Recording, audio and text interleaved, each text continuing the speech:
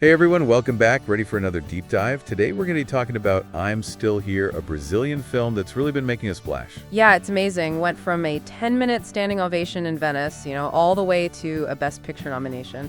First ever for a Brazilian film. That's incredible. A real testament to the power of storytelling, right? But before we get to the awards and all that, let's take a step back. I think it's important to understand the true story this film's based on. It's based on a book by Marcelo Rubens Paiva, and it dives into his family's experience during a really tough time in Brazil's history, the military dictatorship. Absolutely. If you want to really feel the weight of this film, you need that historical context. For sure. Imagine living under an authoritarian regime. The government basically controls everything. The media, your freedoms, everything. That was life for Brazilians during the dictatorship. From 64 to 85? A long time. And in the film, that's the backdrop for this very personal story. Paiva's father, a former congressman, disappears, taken by the army for questioning and never seen again. Just gone? And his mother, Eunice, is left to raise their children while trying to find out what happened to her husband. Unthinkable, really. It's a story of resilience, incredible strength in the face of such loss. Fernanda Torres, who plays Eunice, she's just captivating, conveys so much with just a look, Especially through her eyes. It sticks with you. Yeah, her performance is getting a lot of Oscar buzz. There's this interesting narrative around her nomination, too, a vengeance narrative, some are calling it. Oh, yeah. 25 years ago, it was Torres' own mother, Fernanda Montenegro, who was nominated for Central Station. Another film directed by Walter Salles. That's right. She was up for Best Actress, but lost. A lot of people thought she was robbed, actually. Lost to Gwyneth Paltrow. Wow. And now, here's her daughter, up for the same award. History repeating itself. Exactly. And to add another layer, Torres is going up against Demi Moore for Best Actress this year. Moore nominated for The Substance. Should be an interesting race to watch. Definitely. But even beyond the ACAC Awards, the fact that I'm Still Here is the first Brazilian film nominated for Best Picture, that's huge. It's a milestone for Brazilian cinema. Absolutely. It's a sign that Brazilian stories are finally getting the global recognition they deserve.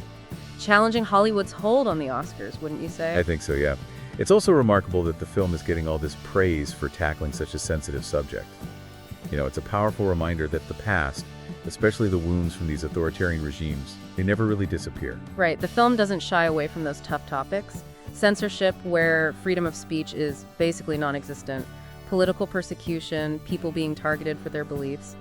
It's a warning, in a way, about what can happen if we don't protect our democratic values. And it feels so relevant today with everything going on around the world. It's like the film is holding a mirror up to us, making us confront these uncomfortable truths. The tactics used by authoritarian regimes back then, well, they're still being used today. Yeah, that's the scary part.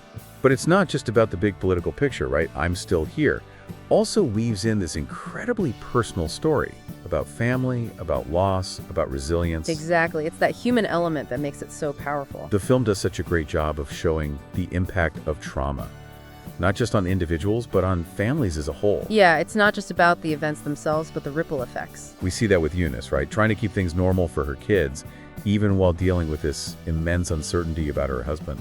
Her strength is heartbreaking but inspiring at the same time. Makes you think about how trauma echoes through families. And it doesn't stop there, right? The impact of trauma, whether it's from political violence or social injustice, it can last for generations. It's a universal experience, and I think that's what makes this film so powerful. For sure. Switching gears a bit, let's talk about how this film made its way onto the international stage. It's had quite a journey. It all started with that standing ovation in Venice. 10 minutes, people were on their feet. That really set the tone, I think.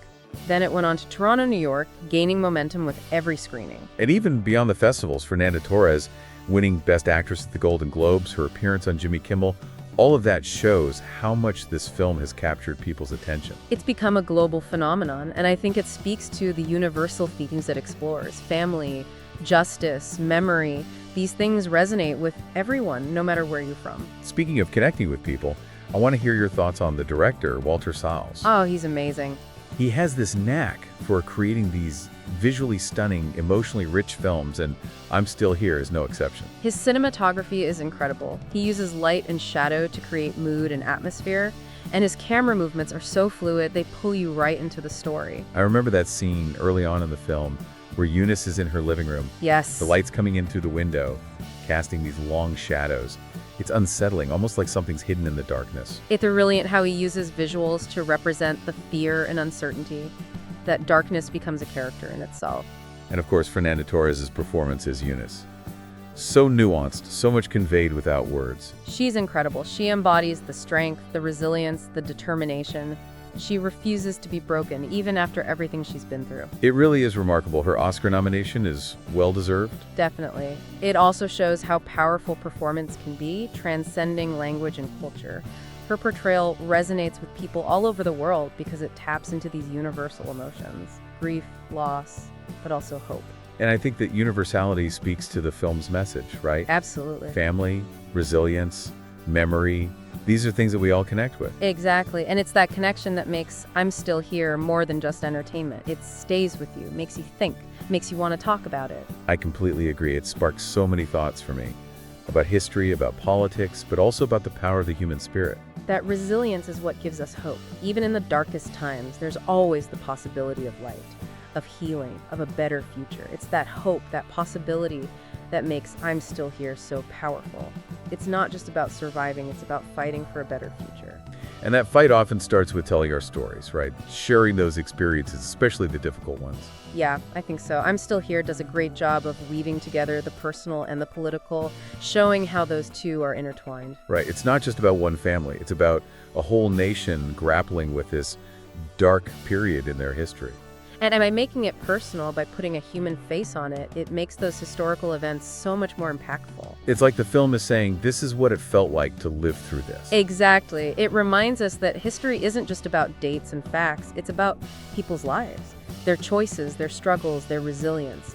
And that's why I think I'm Still Here resonates with so many people. It makes us think about our own lives, our own values. How would we react in those kinds of situations? Would we have the courage to stand up for what's right, even when it's dangerous? That's the question, isn't it? The film really highlights how fragile democracy can be. It's something we have to actively protect. It's a reminder we all need, for sure. You know, going back to the film itself, I was really struck by the way Walter Salles uses light and shadow. He creates such a distinct atmosphere. Oh yeah, his cinematography is amazing. Light and shadow become like storytelling tools. They shape the mood, the emotion of each scene. There's that one scene, I think it's early in the film, where Eunice is sitting in her letting room. Yeah, I remember that. And the light is coming in through the window, casting these long, dramatic shadows across the room. It's almost ominous, you know? Totally. It's like a visual representation of the fear and uncertainty. That feeling that something bad could happen at any moment. It's brilliant. And then you have Fernanda Torres' performance as Eunice. She's so subtle yet so powerful. She really embodies the strength and resilience of a woman who refuses to give up. It's amazing how much she conveys without even saying a word. Right. It's all in her eyes, her expressions, even her silences. It's really a masterclass in acting. Her Oscar nomination is well-deserved, to say the least. It shows that great performances can transcend language and culture. People all over the world connect with her portrayal because it taps into those universal human emotions: grief, loss, and the hope to overcome them. And doesn't that speak to the film's message as a whole? Family, resilience, memory? Those themes resonate with all of us? Absolutely. It's those shared human experiences that connect us, regardless of our backgrounds. It makes I'm Still Here more than just a film. It's an experience. It stays with you. It makes you think. It definitely does. And I think one of the biggest takeaways is this idea of resilience. The human spirit's ability to endure and even thrive in the face of adversity. That's what makes this film so powerful, right? That even in the darkest times, there's that possibility of hope. And it's not a passive hope either. It's a hope that drives you to act, to fight for truth and justice no matter what. Exactly. And that brings us back to our conversation about storytelling, doesn't it? Yeah. I'm Still Here is a perfect example of why it's so important to share our stories, to shine a light on the parts of history that we tend to forget, to give a voice to those who have been silenced. It really is, and makes me think, what other stories are out there? What stories from your own life or your community do you think deserve to be told on a larger scale? That's a great question. I think we need to make sure we're hearing the stories of those who have been marginalized, who have been pushed to the sidelines. Their experiences offer such a valuable perspective. I agree. And I'm Still Here shows how film can do that, right? How it can give those voices a platform, bring their stories to the forefront. It's a powerful reminder of how art can create change. It can spark conversations, challenge our assumptions, and inspire us to create a more just world. Couldn't have said it better myself. So as we wrap up our deep dive into I'm Still Here, I'm left with a sense of hope, you know? Yeah. This film really dives into some complex themes, but at its heart, it's a story about the power of the human spirit. Our ability to overcome, to be resilient, to find hope, even in the darkest of times. That's the beauty of it, I think. It stays with you. It makes you reflect on your own life, your values, your place in the world. And as we move forward, I think it's important to remember the power of our own stories. We all have something to share, something that can connect us, teach us, inspire us. Each story is unique, a piece of the larger human tapestry, so embrace your story and find a way to share it with the world. You never know who it might touch, whose perspective it might change.